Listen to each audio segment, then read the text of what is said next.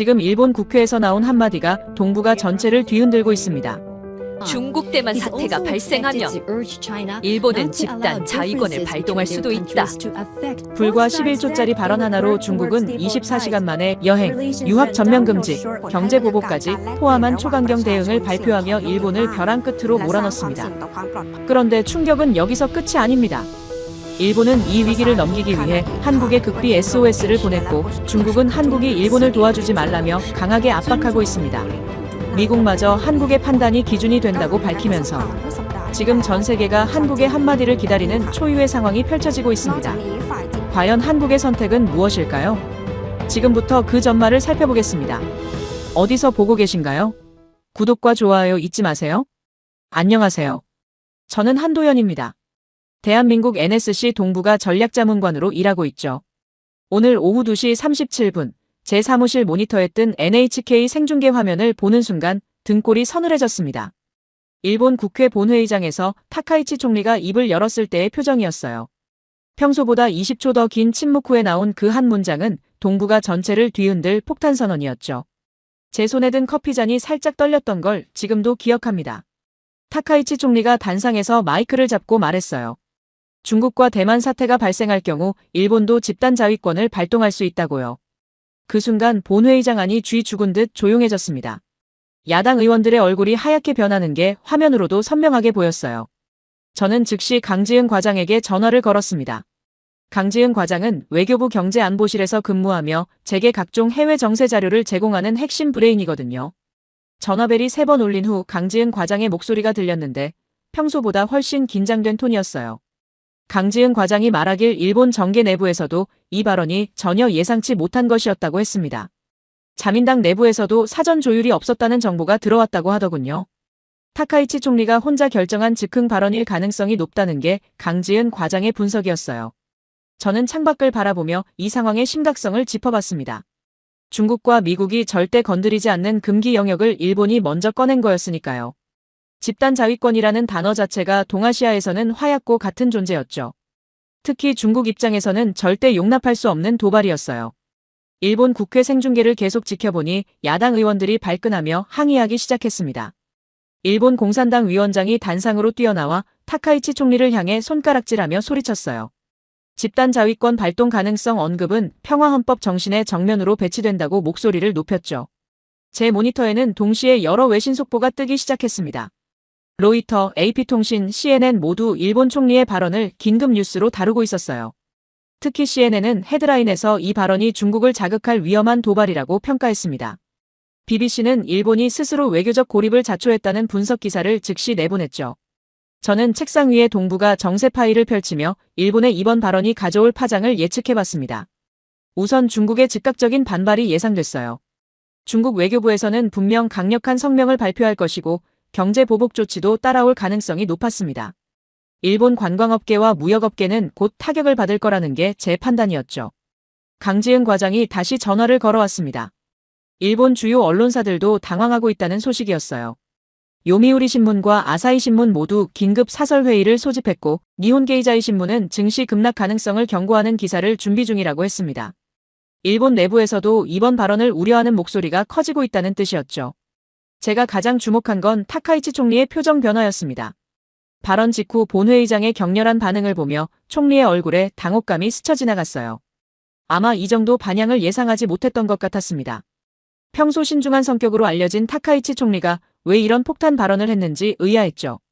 일본 자민당 간부들의 움직임도 심상치 않았습니다. 관방장관이 급하게 기자회견을 소집했고 외무대신은 중국 대사관과의 비공식 접촉을 시도하고 있다는 정보가 들어왔어요. 자민당 내부에서도 화제 진화에 나선 모습이었습니다. 저는 이 상황이 한국에게 어떤 영향을 미칠지 분석하기 시작했습니다. 일본과 중국 사이에서 한국의 역할이 더욱 중요해질 거라는 예감이 들었어요. 양국 모두 한국의 입장을 궁금해할 것이고 우리의 대응 방향에 따라 동북아 정세가 크게 좌우될 수 있었죠. 강지은 과장이 보내온 추가 정보를 보니 일본 경제계도 비상이 걸렸다고 했습니다. 도요타, 소니, 소프트뱅크 등 주요 기업들이 중국 시장에서의 타격을 우려하며 긴급 대책회의를 소집했어요. 일본 경제계는 중국과의 관계 악화가 곧 매출 급감으로 이어진다는 걸 너무나 잘 알고 있었거든요. 제 사무실 전화기가 연달아 울리기 시작했습니다. 청와대 안보실, 외교부, 통일부에서 차례로 연락이 왔어요. 모두 일본 총리 발언에 대한 우리 정부의 입장을 문의하는 내용이었습니다. 저는 각 부처의 신중한 접근이 필요하다고 조언했죠. 성급한 입장 표명보다는 상황을 더 지켜본 후 판단하자고 했어요. 일본 총리의 발언이 끝난 지 3시간이 지나자 아시아 주요 증시가 흔들리기 시작했습니다. 도쿄 증시는 2.3% 하락했고 홍콩 항생지수도 1.8% 떨어졌어요. 시장도 이 발언의 파급력을 심각하게 받아들이고 있다는 증거였습니다. 중국 외교부 대변인이 정례 브리핑에서 일본 총리 발언에 대해 언급할 예정이라는 소식이 들려왔습니다. 중국의 공식 입장이 나오기까지는 몇 시간 더 기다려야 했지만 그 내용은 충분히 예측 가능했어요. 강력한 규탄과 함께 실질적인 보복 조치 예고가 나올 것 같았습니다. 저는 책상에 앉아 이번 사태의 본질을 다시 한번 정리해봤습니다. 일본이 스스로 중국의 분노를 산 것은 분명했어요. 하지만 이 과정에서 한국의 역할과 위상이 더욱 부각될 것도 명확했죠.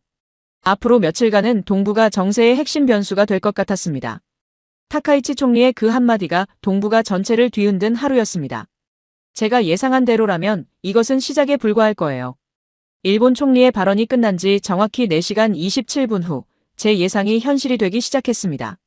중국 외교부 대변인 정례 브리핑이 예정보다 2시간 앞당겨 진행된다는 긴급 공지가 떴어요. 저는 즉시 강지은 과장에게 연락해 실시간 모니터링 체계를 가동했습니다. 베이징 시간 오후 6시 중국 외교부 브리핑룸에서 왕원빈 대변인이 단상에 올랐어요. 평소보다 표정이 몇 배는 더 굳어 있었습니다.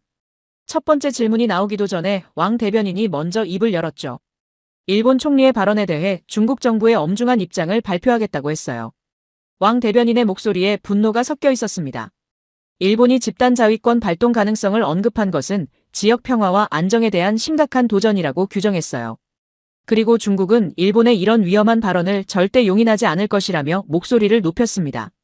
브리핑룸 안 기자들의 표정도 긴장으로 가득했죠.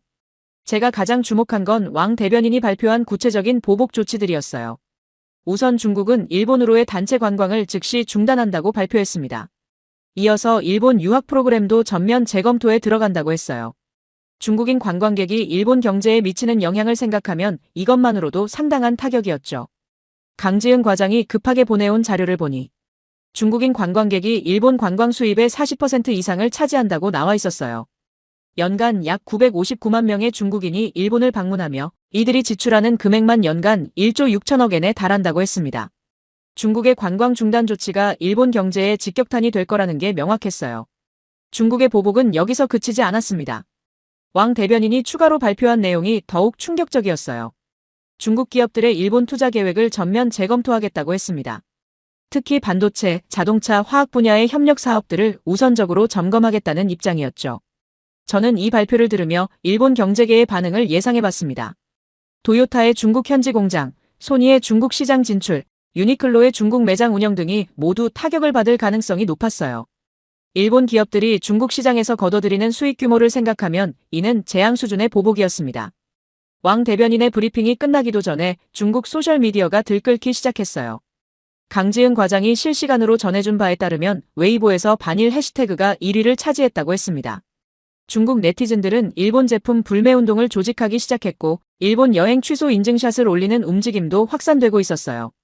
그런데 정말 충격적인 건 중국 총영사관에서 나온 비공식 발언이었습니다. 상하이 총영사 류진송이 개인 웨이보 계정에 올린 글이 엄청난 파장을 일으켰어요. 그는 일본이 계속 도발한다면 피투성이가 될 것이라는 표현을 직접적으로 사용했습니다. 외교관이 사용하기에는 너무나 과격한 표현이었죠.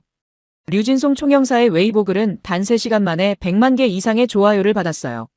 중국 내 반일 감정이 얼마나 격렬한지를 보여주는 지표였습니다. 그의 글에는 일본은 14억 중국인의 분노를 감당할 수 없을 것이라는 문장도 포함되어 있었어요. 이런 노골적인 위협은 외교사상 매우 이례적인 일이었습니다. 저는 즉시 청와대 안보실장에게 상황 보고를 했습니다. 중국의 반응이 예상보다 훨씬 격렬하다는 점을 강조했어요. 단순한 외교적 항의를 넘어서 실질적인 경제 보복과 국민 감정 동원까지 나선 상황이라고 분석했습니다. 안보실장도 상황의 심각성에 놀라는 기색이었어요. 중국 경제 전문가들의 분석도 속속 나오기 시작했습니다. 베이징대 국제관계학과 교수가 CCTV 인터뷰에서 말하길 일본의 이번 발언은 중일 관계를 10년 전으로 되돌릴 수 있는 결정적 사건이라고 평가했어요. 중국 정부가 이 정도로 강하게 나선 것은 일본에 대한 경고의 의미가 크다고 분석했습니다. 일본 측의 당황스러운 반응도 실시간으로 들어왔어요. 일본 관방장관이 긴급 기자회견을 열고 중국의 보복 조치에 대해 유감을 표명했습니다. 하지만 이미 엎질러진 물이었죠. 중국의 분노가 정점에 달한 상황에서 뒤늦은 해명은 별다른 효과가 없어 보였어요. 일본 언론들의 보도 톤도 급변했습니다. 아침에는 타카이치 총리의 발언을 지지하는 논조가 많았는데 중국의 보복 조치 발표 후에는 우려의 목소리가 커졌어요. 니혼 게이자이 신문은 긴급 사설에서 일본 경제가 받을 타격을 구체적으로 분석하며 정부의 신중한 대응을 촉구했습니다. 강지은 과장이 보내온 추가 정보에 따르면 중국 주요 여행사들이 일본 패키지 상품을 일제히 중단했다고 했어요. 춘추항공, 중국 동방항공 등 주요 항공사들도 일본행 항공편 증편 계획을 보류한다고 발표했습니다. 중국 정부의 지침이 민간 부문에까지 즉시 전달된 셈이었죠. 제가 특히 주목한 건 중국 언론의 보도 방식이었습니다. 인민일보, 환구시보, 신화통신 모두 일본을 강도 높게 비판하는 사설과 칼럼을 쏟아냈어요. 특히 환구시보는 일본이 역사를 망각하고 있다며 과거사 문제까지 연결지어 비판했습니다. 중국이 총력전 체제로 대응하고 있다는 걸 보여주는 대목이었어요. 일본 주식시장의 반응은 더욱 처참했습니다. 도쿄 증시에서 관광 관련 주식들이 줄줄이 하락했어요. 잘 같은 항공사 주가는 5% 이상 떨어졌고 호텔 체인들도 비슷한 하락률을 기록했습니다. 중국 관광객 의존도가 높은 기업일수록 타격이 더 컸어요. 중국 내 일본 기업들의 긴급 대응도 시작됐습니다. 베이징과 상하이에 있는 일본 기업 사무소들이 비상계획을 가동했다는 소식이 들려왔어요.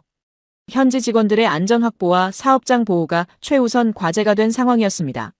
중국 내 반일 감정이 물리적 충돌로까지 번질 가능성을 우려한 조치였죠. 저는 이 모든 상황을 지켜보며 한 가지 확신을 갖게 됐습니다. 일본과 중국 모두 감정적으로 대응하고 있다는 점이었어요. 일본은 충분한 검토 없이 폭탄 발언을 했고 중국은 과도한 보복으로 맞대응하고 있었습니다. 이런 상황에서는 냉정한 제3자의 역할이 더욱 중요해진다고 생각했어요. 류진송 총영사의 추가 SNS 게시물이 또 화제가 됐습니다. 이번에는 더욱 직설적으로 일본을 겨냥한 내용이었어요. 일본이 자신의 실력도 모르고 중국에 도전하고 있다며 이런 행동의 대가가 얼마나 클지 곧 깨닫게 될 것이라고 적었습니다. 외교관의 말이라고는 믿기 어려울 정도로 거친 표현이었죠. 중국의 이런 강경 대응은 단순히 일본에 대한 분노 표출을 넘어서는 의미가 있었습니다. 중국이 동아시아에서 자신의 영향력을 과시하고 다른 국가들에게도 경고 메시지를 보내는 의도로 보였어요. 특히 대만 문제에 개입하려는 다른 국가들에게도 강력한 신호를 보낸 것 같았습니다. 저녁 8시가 되자 중국 전역에서 일본 관련 시설들에 대한 항해 시위가 시작됐다는 소식이 들려왔습니다. 베이징, 상하이, 광저우 등 주요 도시의 일본 영사관 앞에 항해 인파가 몰렸어요. 다행히 물리적 충돌은 없었지만 중국 당국도 시위 통제에 나선 상황이었습니다. 하루 만에 동북아 정세가 완전히 달라졌어요. 아침에 일본이 던진 한마디가 저녁에는 중국의 전방위 보복을 불러왔습니다. 이제 이 갈등의 해법을 찾는 것이 무엇보다 시급한 과제가 되었죠. 새벽 2시 14분, 제 휴대폰이 울렸습니다. 깊은 잠에서 깨어난 저는 발신자 표시를 확인했어요. 일본 국제번호 81로 시작하는 생소한 번호였습니다. 이런 시각에 일본에서 오는 전화라니 심상치 않은 예감이 들었죠. 전화를 받자마자 일본어로 된 정중한 인사가 들려왔어요. 저는 한국어로 받겠다고 말했습니다. 상대방이 잠시 망설이더니 어눌한 한국어로 자신을 소개했어요. 일본 외무성 아시아대양주국 국장 가나이 마사야라고 했습니다. 제가 알기로는 일본 대한국 정책을 총괄하는 핵심 인물이었죠. 가나이 국장의 목소리에서 평소와 다른 긴장감이 느껴졌어요. 그는 이 통화가 완전히 비공식적인 것임을 여러 번 강조했습니다. 일본 정부의 공식 입장이 아니라 개인적인 의견 교환 차원이라고 했죠. 하지만 새벽 2시에 걸려온 전화가 단순한 의견 교환일 리는 없었어요. 저는 침실에서 서재로 자리를 옮겨 가나이 국장의 말을 들었습니다. 그가 말하는 일본의 현재 상황은 제가 예상했던 것보다 훨씬 심각했어요. 중국의 보복 조치가 발표된 지 하루 만에 일본 관광업계가 패닉 상태에 빠졌다고 했습니다. 주요 호텔 체인들의 중국인 예약 취소가 폭증하고 있다더군요. 가나이 국장이 전해준 구체적인 피해 규모가 충격적이었어요. 도쿄 시내 주요 호텔들의 중국인 예약 취소율이 80%를 넘어섰다고 했습니다. 오사카 간사이 공항에는 중국행 항공편 취소로 인한 환불 창구에 긴 줄이 서 있다고 하더군요. 일본 정부가 예상했던 것보다 중국의 보복이 훨씬 빠르고 강력하게 나타나고 있었어요. 더욱 심각한 건 일본 기업들의 반응이었습니다.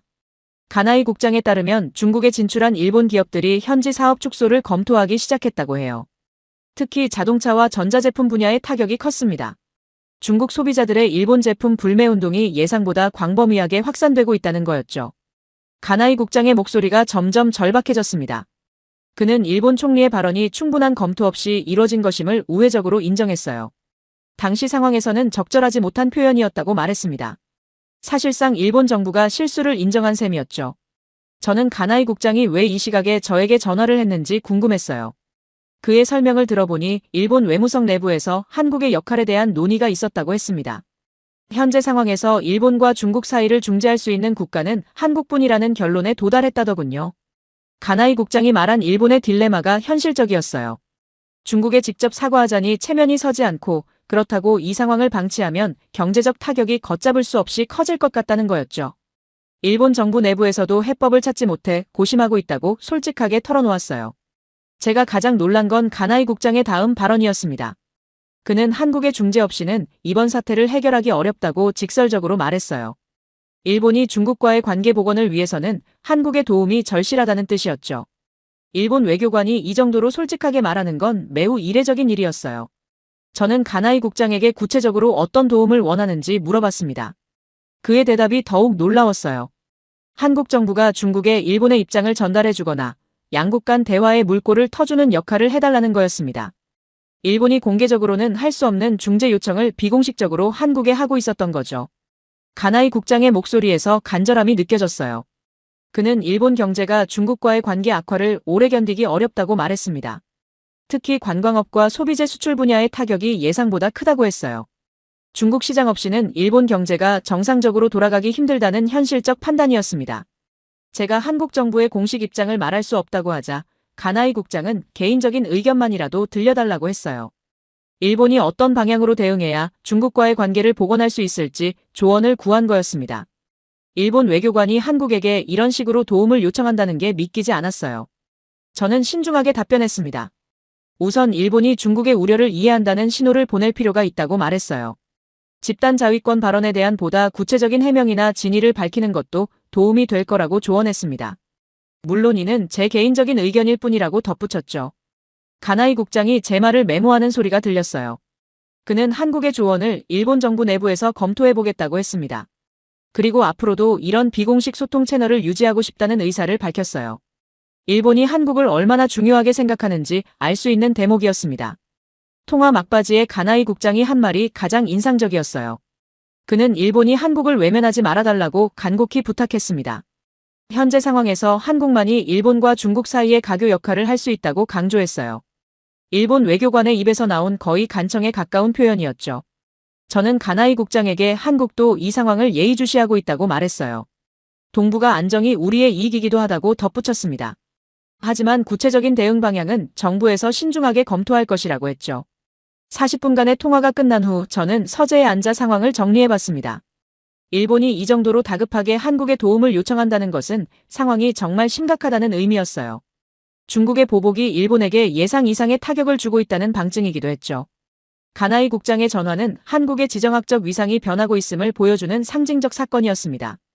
일본과 중국이 충돌했을 때 해결책을 찾기 위해 한국을 찾는다는 것은 우리의 영향력이 그만큼 커졌다는 뜻이었어요. 하지만 동시에 그만큼 큰 책임도 따른다는 걸 의미했죠. 저는 새벽 3시가 넘은 시각에도 잠이 오지 않았어요. 일본의 간절한 요청과 중국의 강경한 입장 사이에서 한국이 어떤 역할을 해야 할지 고민이 깊어졌습니다. 이 문제는 단순히 일중 갈등을 넘어 동북아 전체 질서에 영향을 미칠 수 있는 사안이었거든요. 가나이 국장이 마지막에 한 말이 계속 귓가에 맴돌았어요. 한국이 일본을 외면하지 말아달라는 그의 간청에는 절박함이 묻어 있었습니다. 일본이 자존심을 내려놓고 한국에게 도움을 요청할 만큼 상황이 절박하다는 거였죠. 하지만 저는 한국의 국익을 최우선으로 생각해야 한다는 걸 잘 알고 있었어요. 일본을 돕는 것이 한국에게 어떤 이익을 가져다 줄지, 또 중국과의 관계에는 어떤 영향을 미칠지 신중하게 계산해야 했습니다. 감정이 아닌 이성으로 판단해야 하는 시점이었죠. 새벽이 밝아오면서 저는 이번 사태가 한국에게는 기회가 될 수도 있다는 생각을 하게 됐습니다. 일본과 중국 모두 한국의 역할을 인정하고 있었고 우리의 중재에 기대를 걸고 있었어요. 이를 잘 활용한다면 한국의 동북아 내 위상을 한 단계 끌어올릴 수 있을 것 같았습니다. 가나이 국장의 새벽 전화는 동북아 질서의 변화를 알리는 신호탄이었어요. 이제 한국이 어떤 선택을 하느냐에 따라 이 지역의 미래가 달라질 수 있는 상황이 된 거였죠. 가나이 국장과의 통화가 끝난 지 정확히 7시간 후 제 사무실 전화가 또다시 울렸습니다. 오전 9시 23분이었어요. 이번에는 중국 국제번호 86으로 시작하는 번호였습니다. 일본에 이어 중국까지 하루도 안 되는 시간에 동북아 양대 강국에서 연락이 온 거였죠. 전화를 받자마자 유창한 한국어가 들려왔어요. 중국 외교부 아시아국 국장 류진송이라고 자신을 소개했습니다. 제가 알기로는 중국의 대한반도 정책을 총괄하는 핵심 인물이었어요.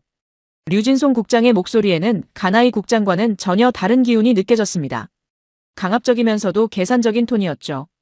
류진송 국장은 바로 본론으로 들어갔어요. 중국 정부가 최근 한일 간 비공식 접촉이 있었다는 정보를 입수했다고 말했습니다. 그의 말투에서 이미 가나이 국장과의 새벽 통화를 알고 있다는 게 느껴졌어요. 중국의 정보 수집 능력이 생각보다 빠르다는 걸 실감했습니다. 제가 그런 접촉은 없었다고 답하려던 순간 류진송 국장이 먼저 말을 이었어요. 구체적인 사실 확인보다는 중국의 입장을 전달하는 것이 목적이라고 했습니다. 한국이 현재 상황에서 어떤 선택을 하든 그건 한국의 주권적 판단이지만 그 선택에 따른 결과도 감수해야 한다는 뜻이었죠. 류진송 국장의 말에서 위협적인 뉘앙스가 강하게 느껴졌어요. 그는 중국이 한일 관계 개선을 위한 한국의 역할을 예의주시하고 있다고 말했습니다. 특히 일본의 집단 자위권 발언에 대해 한국이 어떤 입장을 취하는지가 중요하다고 강조했어요.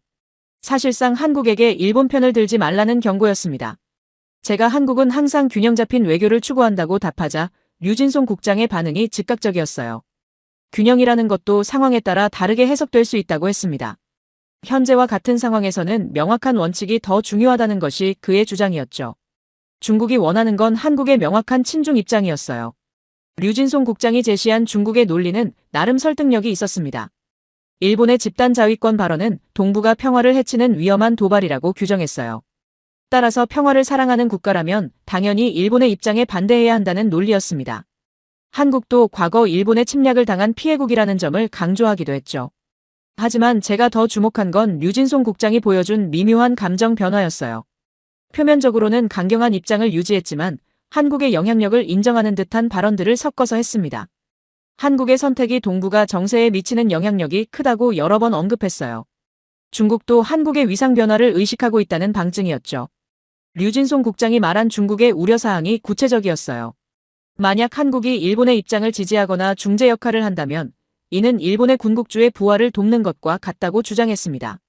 중국으로서는 절대 용인할 수 없는 일이라고 목소리를 높였어요. 한국에 대한 압박 의도가 명확했습니다. 제가 한국의 독립적 외교 정책을 언급하자 류진송 국장의 반응이 더욱 직설적으로 변했어요. 독립적이라는 것과 현실을 무시하는 것은 다르다고 말했습니다. 한국이 중국과 맺고 있는 경제적 관계의 중요성을 간과해서는 안 된다는 뜻이었죠. 사실상 경제 보복 가능성을 시사한 발언이었어요. 류진송 국장이 제시한 구체적인 수치가 압박의 강도를 보여줬습니다. 한중 교역 규모가 연간 3천억 달러를 넘는다는 점을 강조했어요. 중국이 한국의 최대 교역국이라는 사실도 덧붙였습니다. 이런 관계에서 중국의 핵심 이익에 반하는 선택을 한다면 그 결과를 각오해야 한다는 메시지였죠. 하지만 류진송 국장의 말에서 묘한 모순도 느껴졌어요. 한국을 압박하면서도 동시에 한국의 중요성을 계속 인정하고 있었거든요. 한국의 선택이 일본의 운명을 좌우할 수 있다고 여러 번 언급했습니다. 중국 스스로가 한국의 영향력을 인정하고 있다는 증거였어요. 제가 이런 모순을 지적하자 류진송 국장이 잠시 말을 멈췄어요. 그리고는 솔직하게 말하겠다며 어조를 바꿨습니다. 중국도 한국의 지정학적 위상이 높아진 것을 인정한다고 했어요. 하지만 그렇기 때문에 더욱 신중한 선택이 필요하다고 강조했습니다. 한국의 영향력을 인정하면서도 견제하려는 중국의 복잡한 심리가 드러난 순간이었죠. 류진송 국장이 말한 중국에 대한 제시도 흥미로웠습니다. 한국이 일본과 거리를 두는 대신 중국과의 협력을 더욱 강화하자고 제안했어요. 한중 자유무역협정 협상 재개, 인프라 투자 확대 등 구체적인 혜택을 언급했습니다. 채찍과 함께 당근도 제시한 셈이었죠. 하지만 통화 내내 가장 인상적이었던 건 류진송 국장의 마지막 발언이었어요. 그는 한국이 일본 편을 든다면 중국도 다르게 대응할 수밖에 없다고 말했습니다. 한국도 안전하지 않을 것이라는 표현까지 사용했어요. 외교관이 하기에는 상당히 위협적인 발언이었습니다. 제가 이런 발언이 적절하지 않다고 지적하자 류진송 국장은 이것이 위협이 아니라 현실적 조언이라고 해명했어요. 국제정치에서는 모든 선택의 대가가 따른다는 게 그의 논리였습니다. 중국의 입장에서는 한국이 신중한 선택을 하기를 바란다는 뜻이라고 덧붙였죠. 30분간의 통화가 끝난 후 저는 중국의 의도를 분석해봤습니다. 표면적으로는 한국을 압박하고 있지만 실제로는 한국의 영향력을 매우 의식하고 있다는 게 제 판단이었어요. 중국이 이렇게 직접적으로 한국에 압박을 가한다는 것 자체가 한국의 위상 변화를 보여주는 증거였죠. 류진송 국장의 통화는 가나이 국장의 간청과는 정반대의 성격이었어요. 일본은 도와달라고 애원했지만 중국은 돕지 말라고 위협했습니다. 한국이 정말로 동북아 질서의 핵심 변수가 되었다는 걸 실감하는 순간이었어요. 저는 강지은 과장에게 즉시 상황을 공유했습니다. 하루 안에 일본과 중국에서 모두 연락이 왔다는 것은 이 문제의 심각성을 보여준다고 분석했어요. 두 국가 모두 한국의 선택을 가장 중요하게 생각하고 있다는 방증이기도 했죠. 강지은 과장도 상황의 미묘함을 잘 이해했어요. 일본을 도우면 중국이 반발할 것이고 중국 편을 들면 일본과의 관계가 악화될 수 있다고 분석했습니다. 어느 쪽을 선택해도 다른 한쪽의 반발을 감수해야 하는 딜레마 상황이라고 정리했어요. 하지만 저는 이 상황에서 제3의 길이 있을 수도 있다고 생각했습니다. 일본과 중국 모두의 요구를 만족시키기는 어렵지만 한국만의 독자적 해법을 제시할 수는 있을 거라고 봤어요. 그렇게 된다면 한국의 동북아 내 위상은 한층 더 높아질 것 같았습니다. 류진송 국장의 압박 전화는 중국의 불안감을 드러낸 것이기도 했어요. 한국이 일본을 도울 가능성을 우려해 서둘러 압박에 나선 것 같았습니다. 이는 역설적으로 한국의 영향력이 얼마나 커졌는지를 보여주는 지표였죠. 하루 사이에 일본의 간청과 중국의 압박을 모두 받은 저는 한국이 처한 새로운 현실을 깨달았어요. 이제 우리는 동북아에서 단순한 중견국이 아니라 핵심 플레이어가 된 거였습니다. 이런 위치에서는 모든 선택이 지역 전체에 파급 효과를 미치게 되죠. 중국의 견제와 압박 속에서도 저는 한 가지 확신을 갖게 됐어요. 한국이 어떤 선택을 하든 그것은 철저히 우리의 국익을 기준으로 해야 한다는 것이었습니다. 일본의 간청도 중국의 압박도 결국 각자의 이익을 위한 것이니까요. 류진송 국장과의 통화가 끝난 지 3시간 후인 오후 12시 40분, 이번에는 미국에서 전화가 걸려왔습니다. 발신자는 백악관 동아시아 담당 보좌관 리처드 해먼드였어요. 48시간도 안 되는 시간에 동북아 3대 강국에서 모두 연락이 온 상황이었습니다. 이런 일은 제 20년 공직 생활에서도 처음이었죠. 리처드 해먼드 보좌관은 가나이 국장이나 류진송 국장과는 또 다른 분위기였어요. 차분하면서도 계산적인 톤으로 대화를 시작했습니다. 그는 먼저 한국과 미국의 긴밀한 동맹 관계를 언급하며 인사를 건넸어요. 하지만 그의 진짜 목적은 곧 드러났습니다. 해먼드 보좌관이 말하길 백악관에서도 현재 동북아 상황을 예의주시하고 있다고 했어요. 일본의 집단 자위권 발언과 중국의 강력한 보복 조치가 지역 안정에 미치는 영향을 분석하고 있다더군요. 특히 이 과정에서 한국의 역할이 매우 중요해졌다고 평가한다고 했습니다. 제가 가장 놀란 건 해먼드 보좌관이 전한 트럼프 대통령의 메시지였어요. 이번 사안에 대해서는 미국이 성급하게 개입하지 않겠다는 게 백악관의 기본 방침이라고 했습니다. 대신 지역 내 주요 동맹국인 한국의 판단을 존중하겠다는 입장이라더군요. 이는 전례 없는 미국의 정책 변화였어요. 해먼드 보좌관의 설명에 따르면 트럼프 대통령이 직접 지시한 내용이라고 했습니다. 일본이 스스로 만든 문제는 일본이 해결해야 한다는 게 대통령의 기본 인식이라고 하더군요. 미국이 항상 일본 편을 들어주지는 않겠다는 신호를 보낸 거였죠. 이는 기존 미일 동맹의 관례를 깨는 파격적인 결정이었어요. 더욱 충격적인 건 해먼드 보좌관이 전한 다음 메시지였습니다. 한국이 어떤 판단을 하든 미국은 그 결정을 지지하겠다고 했어요. 한국의 선택이 곧 미국의 선택이 될 것이라는 뜻이었습니다. 사실상 동북아 정책의 주도권을 한국에게 넘기겠다는 선언이나 다름없었죠. 저는 이런 미국의 입장 변화가 믿기지 않았어요. 그래서 다시 한번 확인해봤습니다. 해먼드 보좌관은 명확하게 답했어요. 백악관의 공식 입장이라고 했습니다. 트럼프 대통령이 한국의 전략적 판단 능력을 높이 평가한다는 것도 덧붙였어요. 해먼드 보좌관이 설명한 미국의 논리는 나름 합리적이었습니다.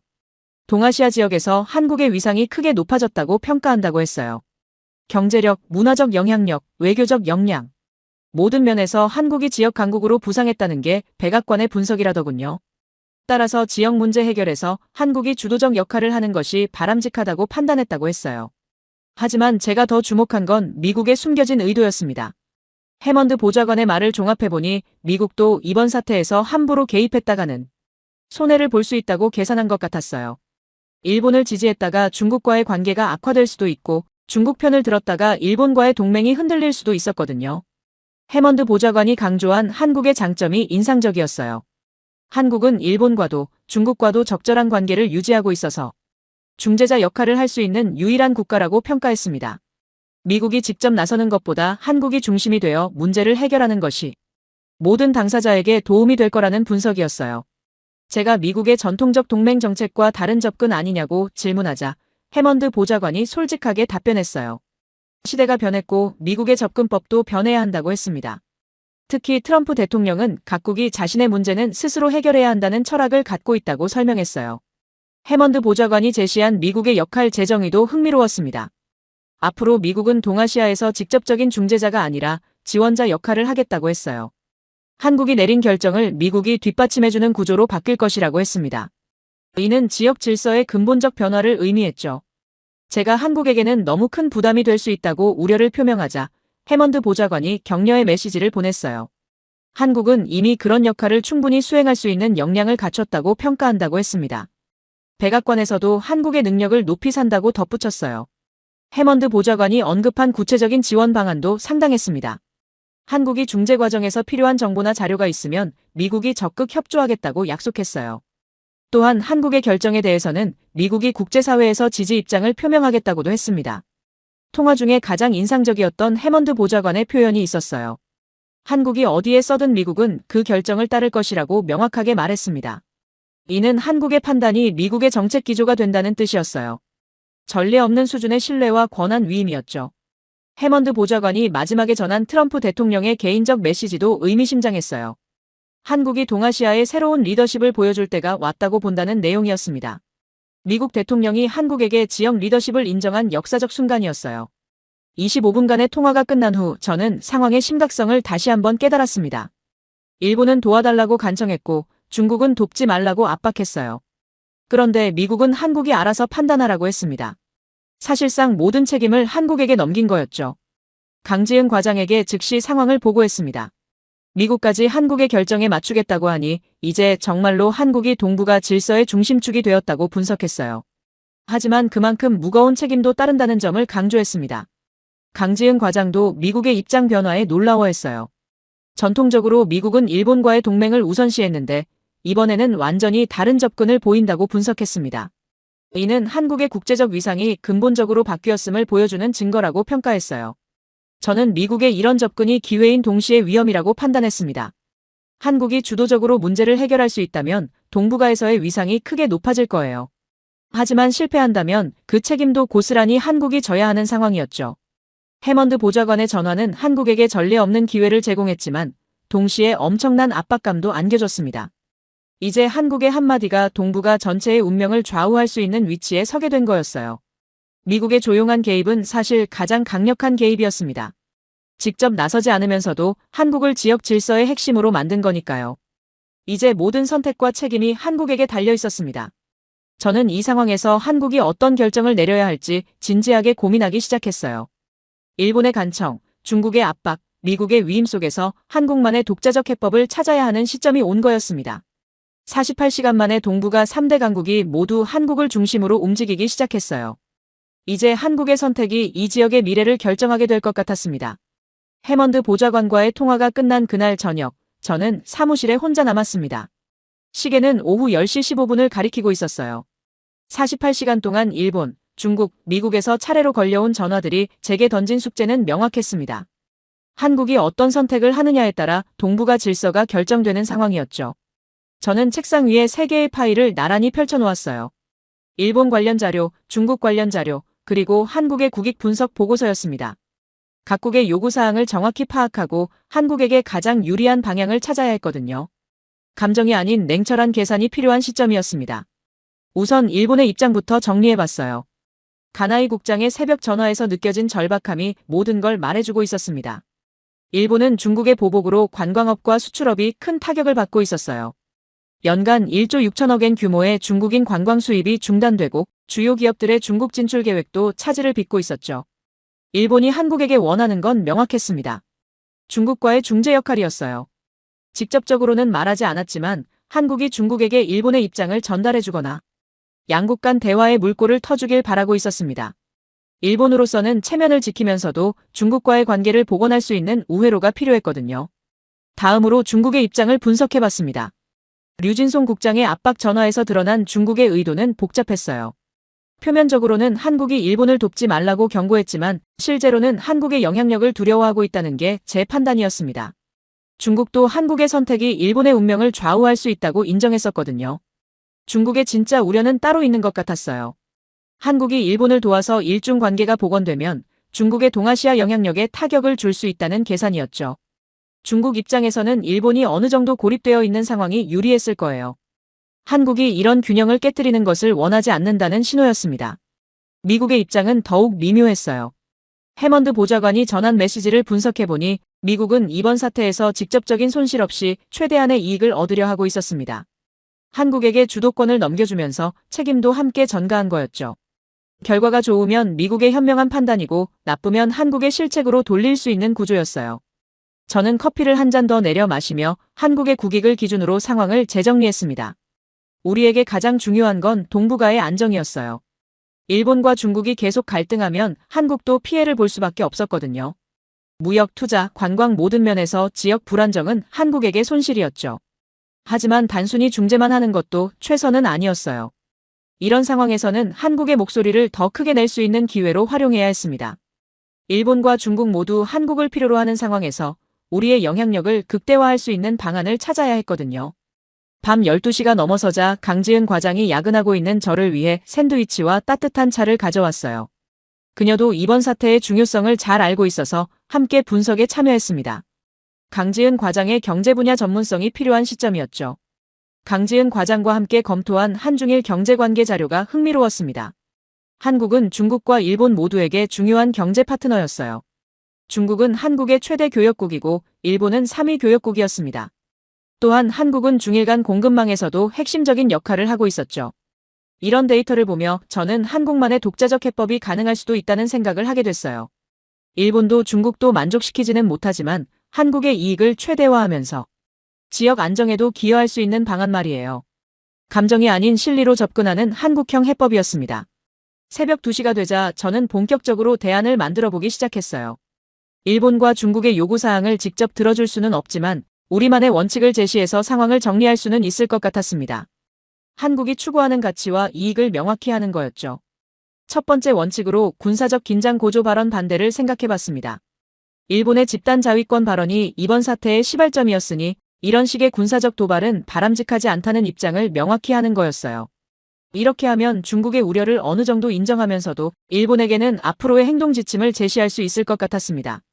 두 번째로 관광민간 보복 반대 원칙을 세웠어요.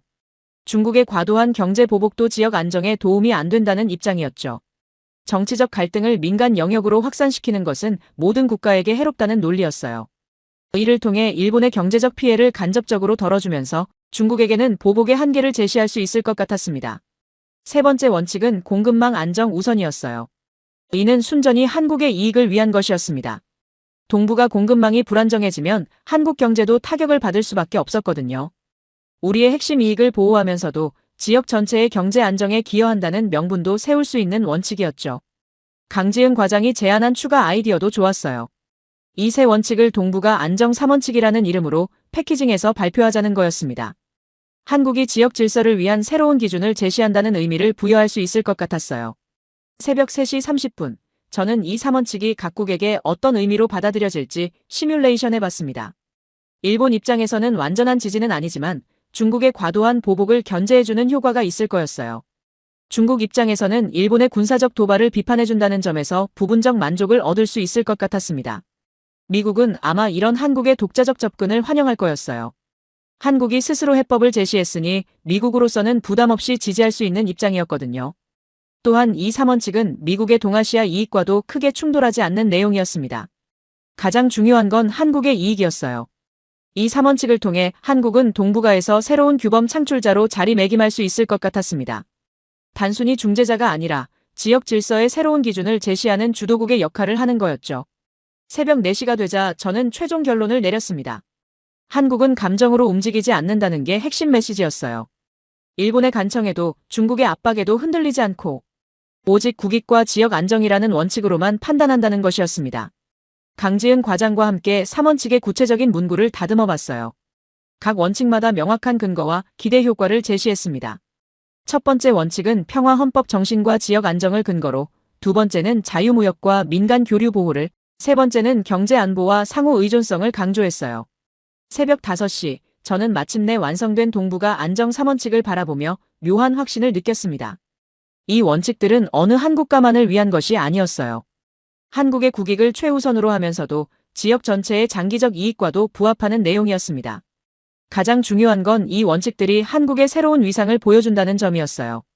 우리는 더 이상 강대국들의 요구에 끌려다니는 위치가 아니었습니다. 스스로 기준을 만들고 그 기준으로 지역 질서를 이끌어가는 주체가 된 거였죠. 강지은 과장이 새벽 커피를 내려주며 말했어요.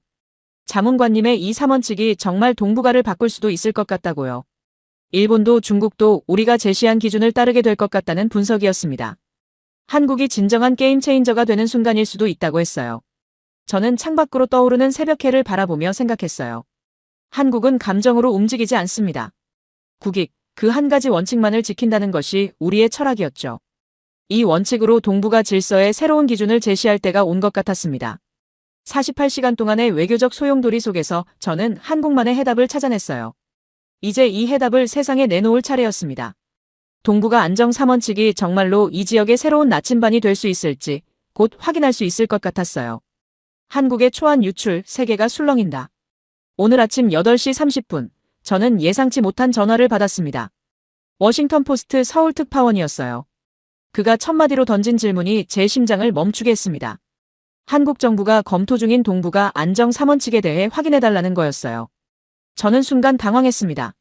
제가 밤새 만든 그 문서를 어떻게 알았을까요? 강지은 과장에게 급히 연락했어요. 그녀도 놀란 목소리로 답했습니다. 새벽부터 외신 기자들의 문의가 쏟아지고 있다고 했어요. 로이터, AFP, 니혼 게이자이 신문에서 모두 비슷한 내용을 확인하려 한다더군요. 제가 만든 내부 검토 문서가 어떻게든 새어나간 것 같았습니다. 청와대 국가안보실에서 긴급 소집이 걸렸어요. 회의실에 들어서자마자 실장이 말했습니다. 외교부, 통일부, 국정원에서 모두 같은 보고를 받고 있다고 했어요. 한국이 새로운 동북아 정책을 준비하고 있다는 소문이 국제사회에 퍼지기 시작했다는 거였죠. 가장 충격적인 건 어떻게 유출됐는지 아무도 모른다는 사실이었어요. 제가 만든 3원칙 초안은 오직 3명만 봤거든요. 상황이 더욱 복잡해진 건 일본 NHK의 속보 때문이었어요. 한국, 동북아 질서 재편 초안 검토 중이라는 헤드라인이 떴거든요. 구체적인 내용은 없었지만 한국이 현 상황에 대한 독자적 해법을 준비하고 있다는 보도였습니다. 그러자 제 휴대폰이 쉴 새 없이 울리기 시작했어요. 가나이 국장의 급한 문자부터 시작해서 각국 관계자들의 연락이 쏟아졌습니다. 일본은 언론 보도가 사실이냐며 확인을 요청했고, 만약 한국이 정말 새로운 원칙을 준비 중이라면 사전에 일본 입장을 고려해달라고 간청했어요. 중국의 반응은 더욱 즉각적이었습니다. 류진송 국장이 직접 전화를 걸어왔는데 목소리가 평소보다 훨씬 긴장되어 있었어요. 한국이 무언가를 준비하고 있다면 중국과의 사전 협의가 반드시 필요하다며 사실상 경고에 가까운 톤으로 말했죠. CNN이 이 소식을 국제뉴스로 다루면서 파장은 더욱 커졌어요. 한국, 동북아 새 프레임워크 검토 중이라는 제목으로 한국이 일중 갈등의 중재안을 검토하고 있을 가능성을 제기했습니다. 이제 전 세계가 한국의 움직임을 주목하기 시작한 거였어요. 강지은 과장이 가져온 언론 모니터링 자료를 보고 저는 놀랐습니다. 불과 몇 시간 만에 한국 관련 국제뉴스가 평소의 5배로 급증했다는 거였어요.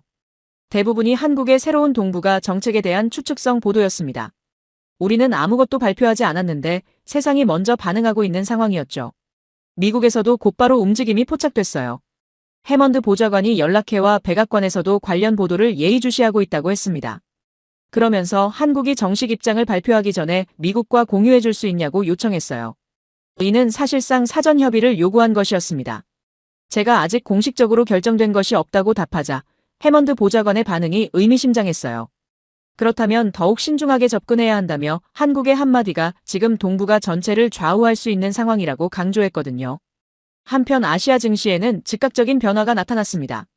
일본 증시에서 관광주들이 상승하는가 하면 홍콩에서는 한중 관련 주식들이 오락가락했어요. 시장도 한국의 움직임을 예의주시하고 있다는 증거였죠. 아직 아무것도 확정되지 않았는데 투자자들이 먼저 반응한 겁니다. 가장 당황스러웠던 건 각국 언론의 서로 다른 해석이었어요. 일본 언론은 한국이 중국의 과도한 보복을 견제할 것이라는 기대감을 표했고, 중국 언론은 반대로 한국이 일본의 군사적 도발을 비판할 것이라고 추측했습니다. 모두 자신들에게 유리한 방향으로 해석하고 있는 상황이었죠. 외교부에서 긴급 대책회의가 소집된 것도 당연했어요. 아직 공식 발표도 하지 않았는데 국제사회가 이렇게 반응한다면 정말 발표할 때는 어떤 파장이 일어날지 예상할 수 없다는 우려가 나왔거든요. 신중한 접근이 필요하다는 의견이 지배적이었습니다. 하지만 저는 오히려 다른 생각이 들었어요. 이미 세상이 한국의 목소리를 기다리고 있는 상황이었거든요. 우리가 말을 하지도 않았는데 이 정도 반응이 나온다면 한국의 영향력이 생각보다 훨씬 크다는 방증이었습니다. 이런 기회를 놓치면 안 된다는 생각이 들었어요.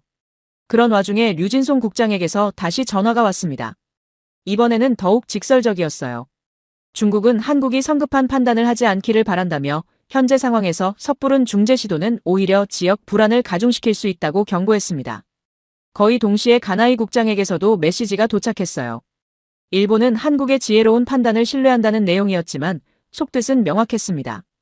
일본에게 불리하지 않은 방향으로 결정해달라는 요청이었죠. 하루가 저물어가면서 CNN이 추가 보도를 내보냈습니다. 한국의 결정이 동북아 질서를 좌우할 수 있다는 심층 분석이었어요. 전문가들은 한국이 일본도 중국도 아닌 제3의 길을 제시할 가능성을 주목하고 있다고 했습니다. 세계가 정말로 한국의 선택을 기다리고 있다는 걸 실감했어요. 저녁이 되자 유럽 주요 언론들도 한국의 움직임에 주목하기 시작했습니다. 파이낸셜 타임스는 한국이 21세기 새로운 형태의 외교 리더십을 보여주고 있다고 분석했어요. 강지은 과장이 마지막으로 전해준 이 소식이 특히 의미심장했습니다. 하루를 정리하며 저는 묘한 감정을 느꼈어요. 우리가 말을 하지도 않았는데 세상이 먼저 반응하고 있었거든요. 한국의 침묵 자체가 뉴스가 되고 우리의 준비 과정만으로도 국제 정세가 요동치고 있었습니다. 이제 상황은 완전히 달라졌어요. 한국이 무엇을 말하든 아니면 계속 침묵하든 그 자체가 동북아 질서에 영향을 미치는 상황이 된 거였습니다. 우리는 이미 선택의 기로에 서 있었고 전 세계가 그 선택을 기다리고 있었어요. 밤이 깊어갈수록 저는 확신했습니다. 이제 정말로 결정할 때가 왔다고요. 더 이상 미룰 수도 회피할 수도 없는 상황이었어요. 한국의 한마디가 동북아의 운명을 바꿀 수 있는 순간이 다가오고 있었습니다. 어젯밤 초안 유출 이후 하루가 지났지만 상황은 진정되기는커녕 더욱 격화되고 있었습니다. 저는 사무실에 앉아 각국에서 쏟아지는 연락들을 받으며 한국이 처한 새로운 현실을 실감하고 있었어요. 우리가 아직 아무 결정도 하지 않았는데 세계 전체가 우리의 입을 바라보며 숨을 죽이고 있는 상황이었거든요. 가장 먼저 움직인 건 일본이었어요. 가나이 국장에게서 온 긴급 메시지를 보니 일본 외무성 내부가 완전히 뒤바뀌었다는 걸 알 수 있었습니다. 유출된 3원칙 초안의 문구 하나하나를 일본에게 유리하게 해석하려는 작업이 한창이라더군요.